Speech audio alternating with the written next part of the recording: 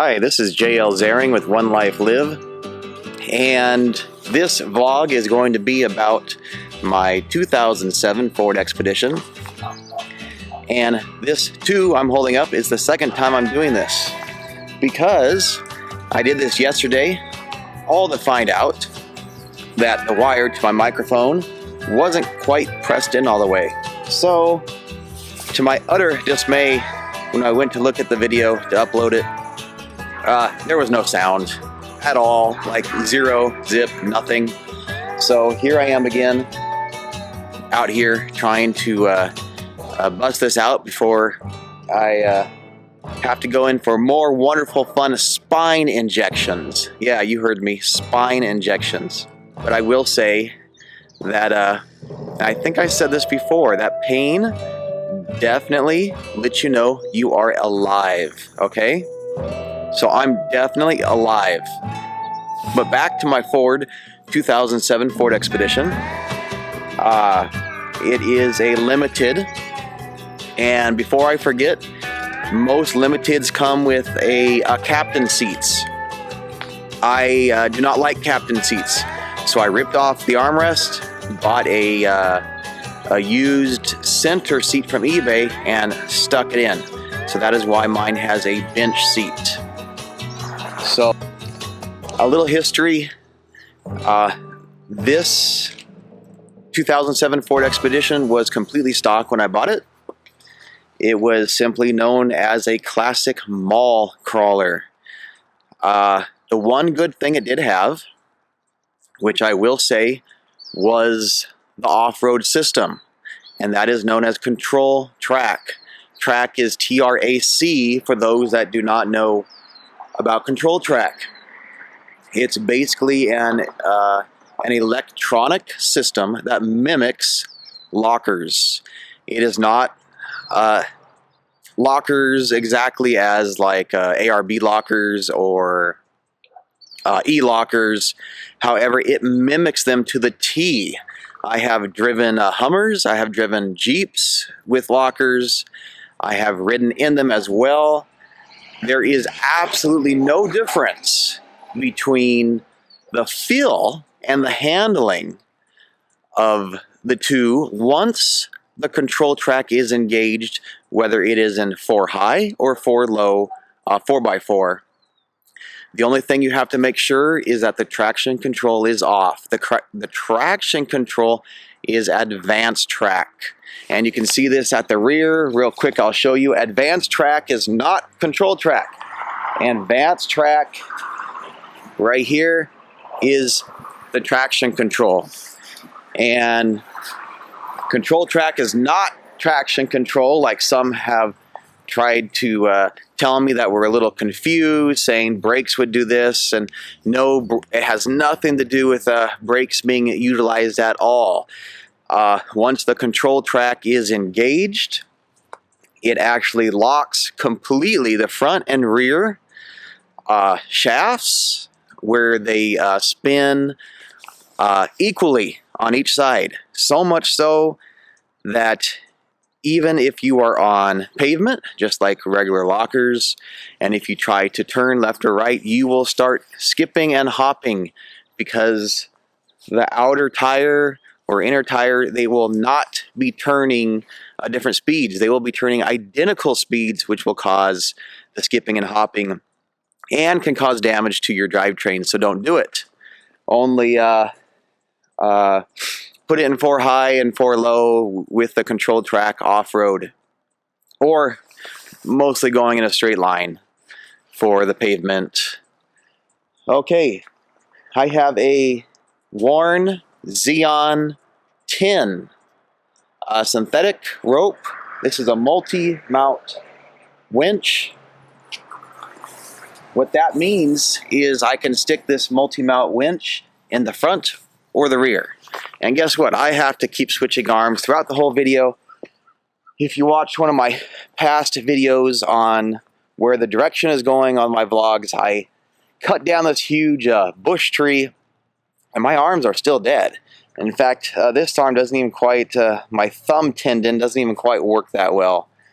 So I will be switching arms throughout the video.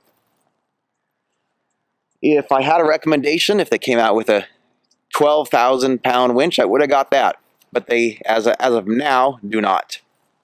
But so far, this winch has not let me down in any way, shape, or form. I absolutely love it. I love Warn. They're very high quality. If anyone asks me my recommendation for a winch, it would be a Warn winch. Again, I can pop this off the front, stick it on the rear. Real quick, I chose the Ultra Hook Factor 55 hook for the front. I also have an enclosed D-ring if I want to use it. I will go over those in a separate video. However, I love that too. It has not let me down either. So I installed different rescue points. Make sure when you install those different points that it's onto the body of the car. I have seen different times where guys have either used non-body parts or tied it around axles and such, all to just rip them to shreds. I'll show you. These are completely fully welded on. You can look underneath. They're rated up to 12 to 20,000 pounds of towing.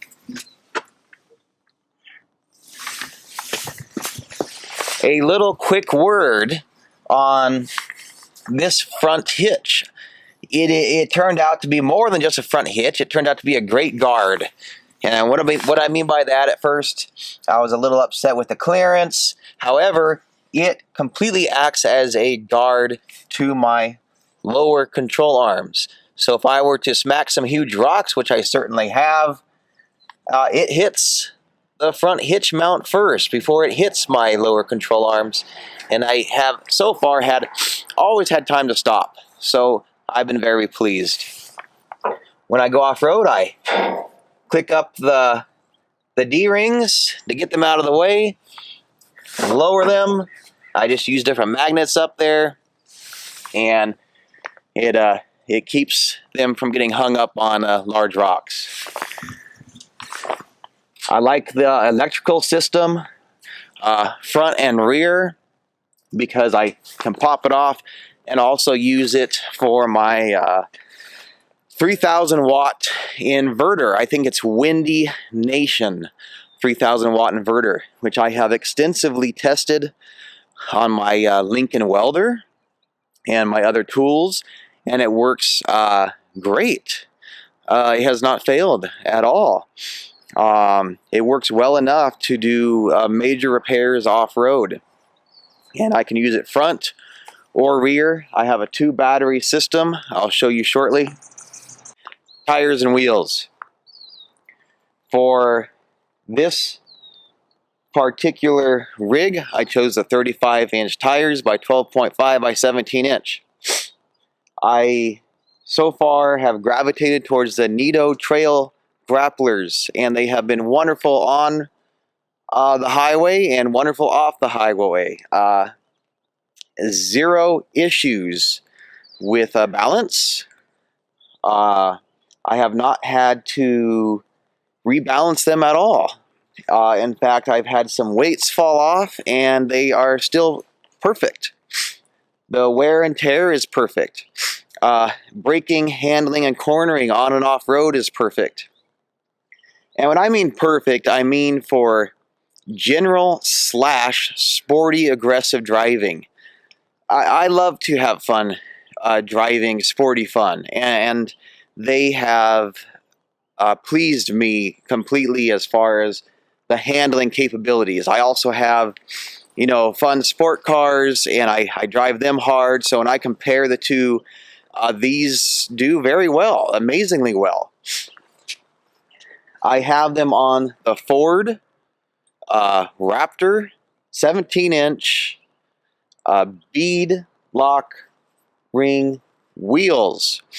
Now, I stress the bead lock ring because that is the real bead lock ring on there. when you buy the wheels, it comes with a faux one. It comes with a fake one, like it's called a beauty ring, because it looks beautiful, beautiful, and it's shiny and silver, and it's all ready to get thrashed. Battle scars for the off-road.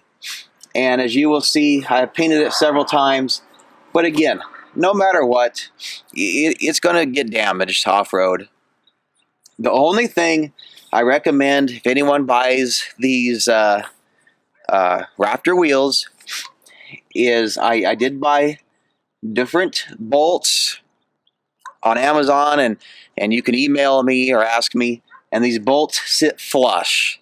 Unfortunately, the ones Ford sends you, they stand above the indentation, which I do not like, because you can shear off the head. You could damage the head on rocks, and I did damage a few.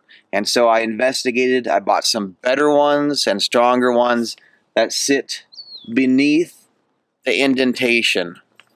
So if anyone needs those, email me, contact me. I'll point you to them on Amazon. They were pretty cheap.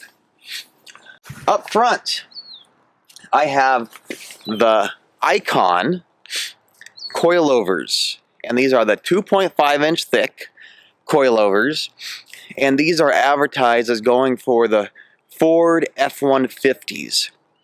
They don't even advertise them for expeditions. Icon wouldn't even verify that they would fit on an expedition, but from my experience, the 2007 to 2000, more or less 15, or even some parts of the 2016 expeditions fit between 2009 to 2015 Ford F-150 trucks.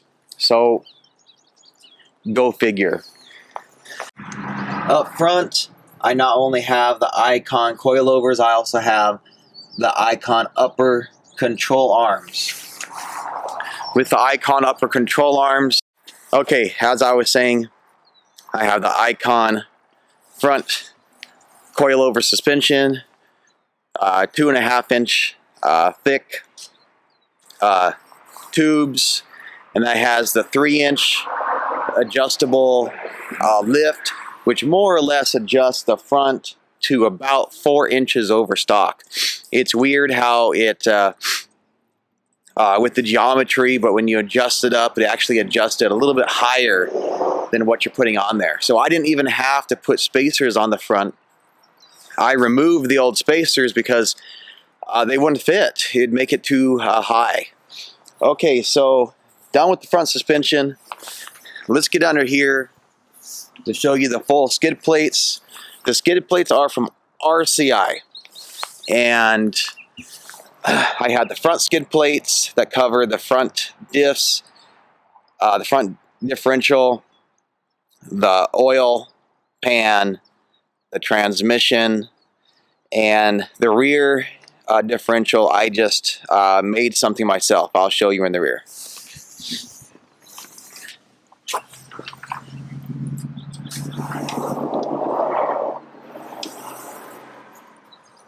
As you can see, it's fully covered and protected.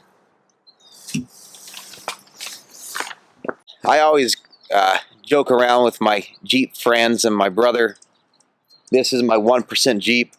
These are the Jeep rock sliders. Again, I mention this all the time. The Ford Expedition wheelbase, a lot of people think it is very long and huge. It's only 2 inches longer than the four-door Jeep. It's about, I believe it's 118 or 119 inches, 2 inches longer than a four-door Jeep, so it handles very well off-road.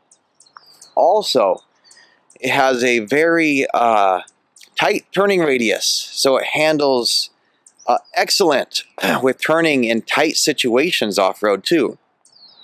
Furthermore, I did remove the front sway bar. Let me get out of the sunlight here. It's just starting to hit the corner of my eye.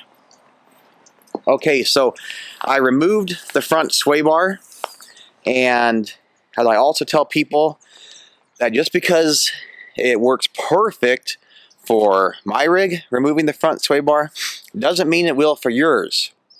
Especially if you have an entirely different off-road rig than mine. With removing the front sway bar, it actually made it a little bit tighter turning, quicker turning, easier turning. It handles still very stable on the highway at fast speeds, braking hard, going through canyons. It still handles very well. I am guessing that is due to the fact that this is a very large SUV, so the front suspension itself is very robust, which keeps it stable no matter what, with or without the front sway bar. That is just my guess.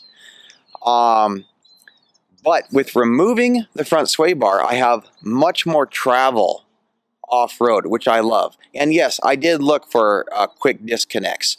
If anyone finds them, let me know. I would love to have some quick disconnects from my front sway bar, or maybe one day I'll take the time and make them myself. However, in the meantime, it handles great. I've had to have several emergency situations where I've had to brake fast, maneuver, and it is a little more quirky as far as sensitive, but it still handles great. With the rock sliders, except the camera's getting hit by the sunlight, I'll go to the other side. I connected them to the frame, which of course is what you're supposed to do. I am still building them. I'm adding on some more triangle supports. However, I have not had any issues. There, I connected it to the frame.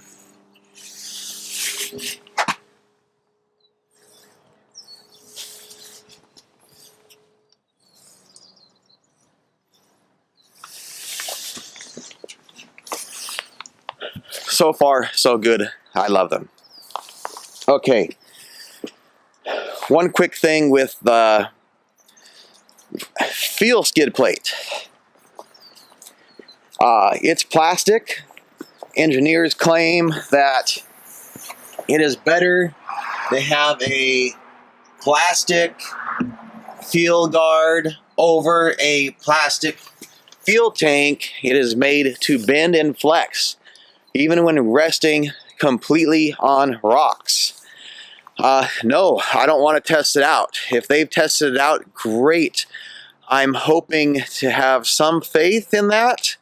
Let's see. They say it's slightly better than having metal, which can be punctured, and the punctured shards can then puncture the plastic tank. That's just their thinking. Who knows? Okay, for the rear, I have more rescue points that I attached. Again, these points are to the frame.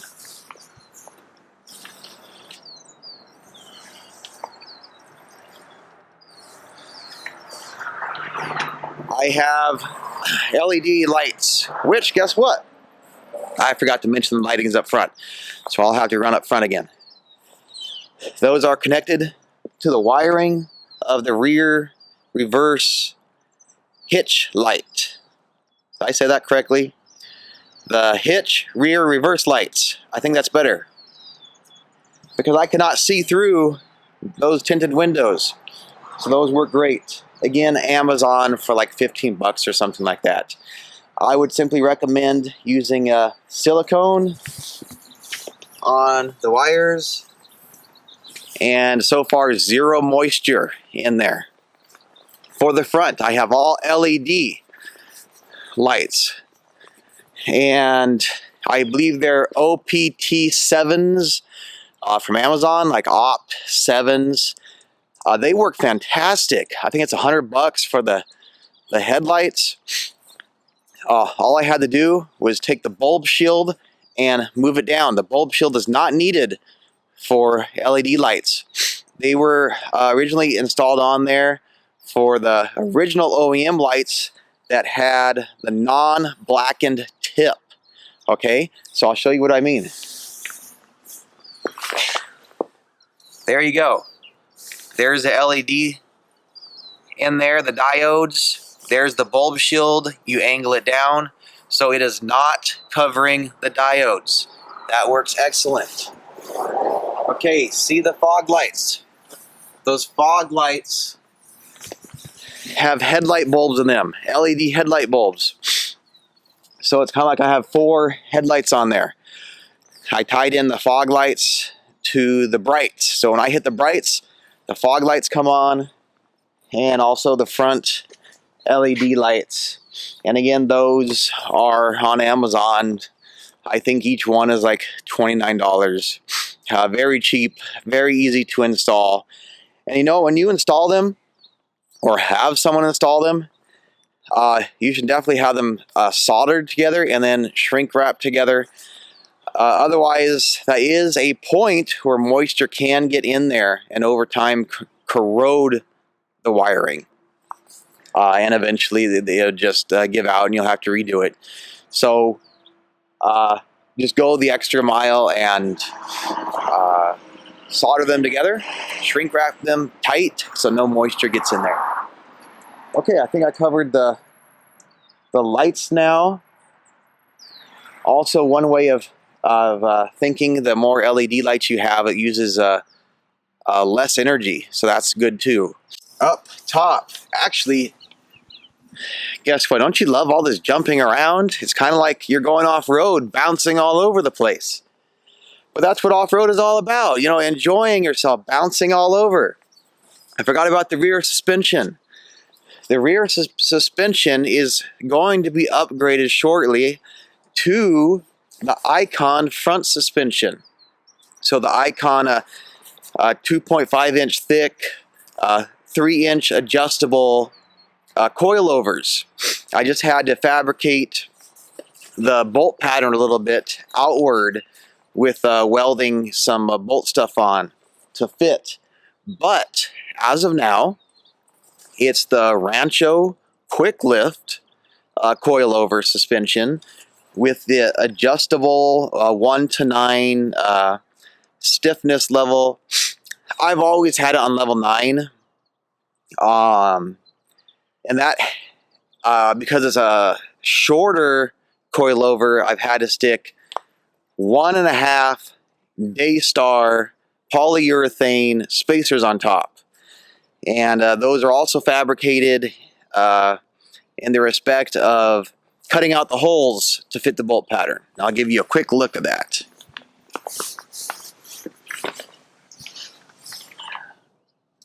There you go, the Rancho Quick Lifts.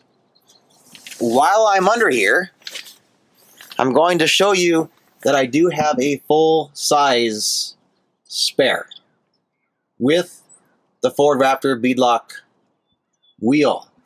And then way under there, you can see that I put a 1/4 inch aluminum guard over the rear diff. And also you can see I have no tailpipe. It is cut. Just make sure to slightly cut it away from the tire. You do not want it to hit the tire. Make sure it's angled away from the tire. Always make sure your spare is a full-size spare. You don't want it to be turning at a different, or trying to turn at a different speed to the other side, especially if things are locked and they're trying to turn equally. That'll just eventually mess things up.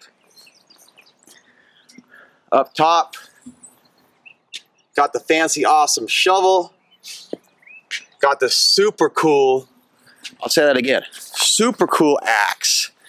I say that because not in my wildest thoughts that I think that would be the most popular item on the whole entire rig. And that was my Los Angeles City Fire Department axe. I made it look ugly just to kind of blend, so I kind of spray painted it so it wouldn't stick out too much. But wow, it blows my mind that of all the girls and women that see this rig, of all the things they point out, it's the axe. So for some reason, they love the axe. I don't know why, but they do. Have I ever used it? No. It was simply rusting away in the garage, looking very sad, very sorry. I had to take all the rust off, spray paint it, stick it up there. Okay, you also will notice that I try to lock everything. That's again to try to keep, what's the saying? Honest people a tad more honest. I have a lightweight roof rack. The lightweight roof rack is Yakima. It's great because it's lightweight, so it's not too top heavy, but also because it has a lot of attachments for axes, go figure, shovels, a high lift jack, along with lock attachments to keep those honest people more honest. So, very pleased with the roof rack. Also on top, I have, as you saw, the traction ramps. The traction ramps I also spray paint so they're not sticking out bright orange to cause too much attention of oh, take me sort of thing. And I have long 5-foot stakes up there in case there's absolutely no points to put your winch cable on. You can use those. We've used them before in the fire department. They work. Once they're in the ground, they don't come out. And you can use your high lift jack to get them out of the ground. To do this one hand. Okay. K&N filter, cold air intake. It works wonderful so far. I also have dual batteries. It helps with all the tools that I run off the inverter. Again, Windy Nation 3000 watt. And that's a modified wave. It's not the sine wave. It works fine. It's a lot cheaper. I chose to mount this in the center. I already have enough weight up front. I don't need any more weight up front. Some guys mount both here. That's fine too if you want. I simply did not want that additional 50 pounds up there. It locks on great with the mount you can buy to hold the Optima batteries. That's an Optima battery race mount, and it is stable as can be. But of course, I put a safety cable in there just in case for some reason it came off. I don't want it flopping inside of my engine. So these batteries have worked wonderful so far as well. Let me shut that. If you're wondering also why, I have a bull bar up front. There is not a lot of protection up here for this radiator. And there are a lot of deer when you travel. I don't ever want to test it to see if it'll actually protect from a deer. It maybe or maybe not, will work. I have no idea, but I don't want to test it. However, the thought is once the radiator is gone, your car is not going to work anymore. I love doing a lot of traveling, so I lucked out, and a lot of these things I got used on Amazon. So look on Amazon, and you can score awesome prices used. Hence, the bull bar. I think I have most things covered. I also have a CB on there, which works great when talking to each other when you're in the middle of nowhere and you have no cell phone reception. For inside, I do like to protect everything from dirt and rocks. You see those huge boulders in there? So 3D mats. They cover front and rear, completely waterproof. They're great for snow and mud. Also, complete seat covers, front and rear. Again, it just protects it from snow, mud, dirt, whatnot. And yes, the seat heat still works, and the seat the cold air conditioning still works. Not as well, but it still works. And I forget what model CB I have, but it works pretty good. Cobra. So that works pretty good as well. I think I'm about out of time for right now. Let's just check. Yup. I'm sure I missed certain things. So feel free to please ask any questions, and I'll answer any questions with anything I missed. Or you can go to the website, 1LifeLive.com. There's a contact page. You can email me any specifics. If I missed anything, for the most part, I covered all the general stuff. The one thing I will say, what's nice about owning a Ford Expedition is especially it came with a tow package, is that it already came beefed up. It has beefed up axles.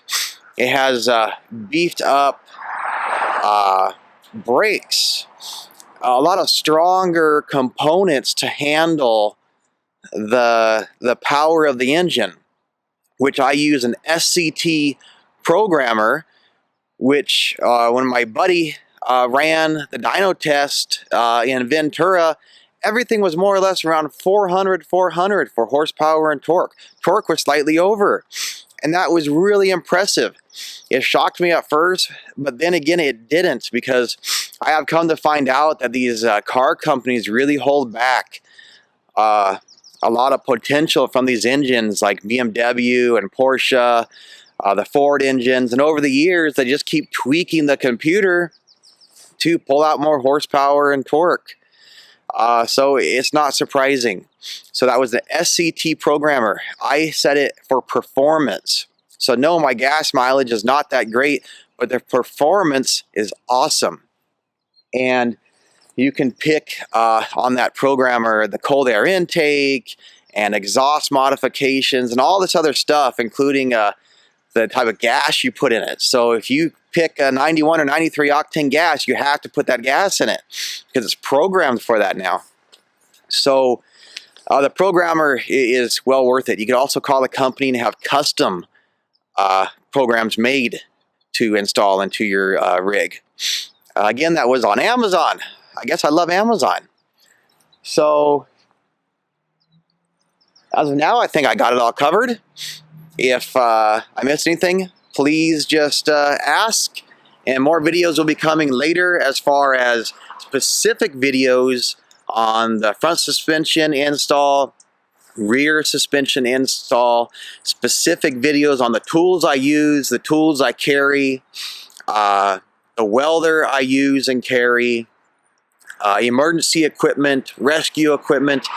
So I'll do specific videos on all of those various things in the future. So thank you very much. Please like, please subscribe for all the future videos, and have a great time off-roading and be safe. Take care. I'm back. I think I've done this a few times too, where I think I'm gone and I pop back.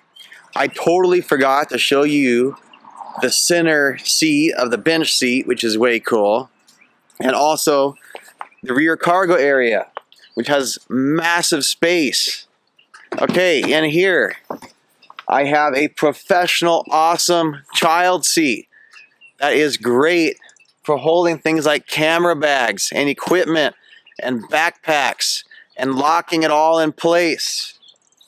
Okay, this was also the 3D, whatever you call it, floor mats I was talking about earlier. The center seat that I installed. The center seat You just buy the bolts from Ford, special rated bolts, like 15,000 pounds or something like that. Okay, look at all of this awesome room. You can have a party back here. I love it. Well, maybe not that big of a party, but I think you know what I mean. It is very spacious. That's why I love the Ford Expedition. It has room. Not only does it have room, but it has the power of the engine and the suspension to load this up, to carry it, to pull it, to haul it.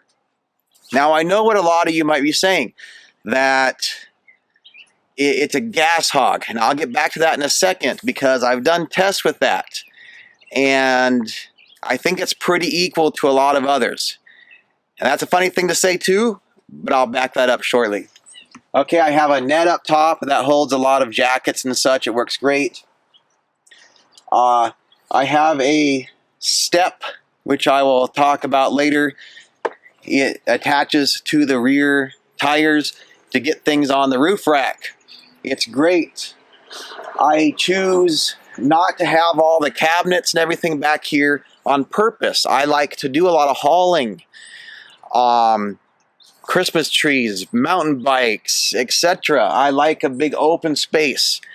I'll show you what I do use. I use all sorts of waterproof, large tool chest for my hauling, for the tools, rescue gear, emergency gear, and supplies. It's these injected foam molding, completely waterproof, very large tool chest, like 5 of them or something. And I have them all locked down when I travel. And I can remove all of them very fast when I'm done on my expeditions. No pun intended. Okay. What was I going to do or show you? I was going to talk about fuel economy. I've had smaller vehicles before, and from my experience with the smaller vehicles is, yes, they do get better gas mileage when they are not fully loaded. So like Toyota trucks, Jeeps, such like that. So not fully loaded, with their smaller engines, they do get better gas mileage compared to this large V8, which I believe is the 5.4 liter. However, what I was very disappointed with several of those smaller rigs is that when I did fully load them with all my tools and equipment and gear, bikes, you name it, from head to toe, and sometimes I could have like 4 people, 100-pound dog, stuff on the roof rack, a rear hitch rack, and fully loaded in the cargo space. I have found that those medium-sized rigs, their fuel economy is more or less around 15 miles per gallon. Sometimes 14 miles per gallon. This fuel economy, more or less, is around 14 to 15 miles per gallon. And when I fully load it, it doesn't change that much. That's the difference. So, yes, the smaller rigs do crush this in fuel economy when not fully loaded. However, from my experience at least, they're pretty similar when fully loaded. And this has no problem at all when fully loaded with the power when driving, as far as like being able to tell how much load you're carrying. If you're going up a huge hill on the highway, you can easily still drive 75, 80 miles an hour, no problem. Okay, I think I got everything covered now.